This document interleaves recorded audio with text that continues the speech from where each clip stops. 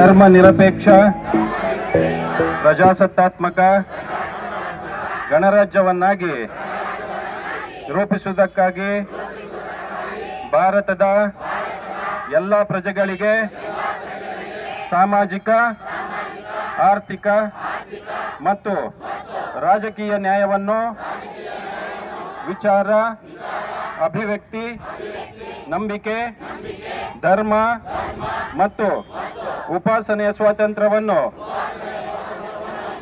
ಈ ದಿನ ಪ್ರಜಾಪ್ರಭುತ್ವದ ಮೌಲ್ಯಗಳನ್ನು ಎತ್ತಿರ್ತಕ್ಕಂಥ ದಿನ ಅಂತ ಹೇಳ್ಬೋದು.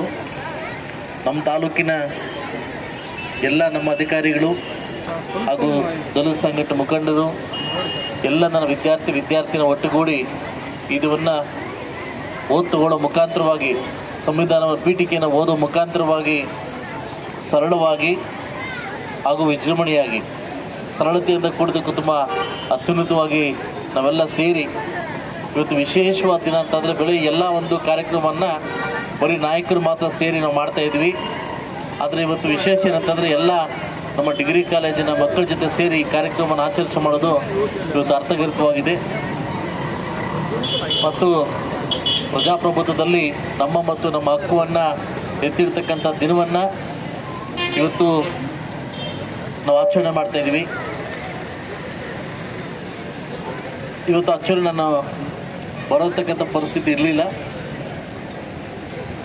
ಆದರೂ ಕೂಡ ಈ ಕಾರ್ಯಕ್ರಮಕ್ಕೆ ಹಾಜರಾಗಬೇಕಂತ ನಾವು ಮತ್ತು ನಮ್ಮ ತಹಸೀಲ್ದಾರ್ ಮತ್ತು ನಮ್ಮ ಇಒ ನಾವೆಲ್ಲ ಸೇರಿ, ನಮ್ಮೆಲ್ಲ ಕೌನ್ಸಿಲರ್ ಸೇರಿ ನಮ್ಮ ಹರೀಶ್ ಸಮಾಜ ಕಲ್ಯಾಣ ಅಧಿಕಾರಿ ಇರ್ತಕ್ಕಂಥ ಹರೀಶ್ ಅವರ ಅಧ್ಯಕ್ಷತೆಯಲ್ಲಿ ಈ ಕಾರ್ಯಕ್ರಮ ನಡೆಸ್ಕೊಟ್ಟಿದ್ದೀವಿ. ಈ ಪ್ರಜಾಪ್ರಭುತ್ವ ದಿನ ಎಲ್ರಿಗೂ ಒಳ್ಳೆಯದಾಗಲಿ ಅಂತ ಬಯಸ್ತಾ ಮುಂದಿನ ದಿವಸ ಅತಿ ಹೆಚ್ಚು ಕಾರ್ಯಕ್ರಮಗಳು ಈ ಒಂದು ಸಮಾಜ ಕಲ್ಯಾಣ ಇಲಾಖೆಗೆ ಮತ್ತು ದಲಿತ ಒಕ್ಕೂಟಗಳಿಗೆ ಸಲ್ಲುತ್ತೆ ಅಂತ ಹೇಳ್ತಾ, next month October 2nd week ಮಾನ್ಯ ಸಚಿವರಾಗಿರ್ತಕ್ಕಂಥ ಮಹದೇವಪ್ಪ ಅವರು ಕೂಡ ನಮ್ಮ ತಾಲೂಕಿಗೆ ಬರ್ತಾ ಇದ್ದಾರೆ.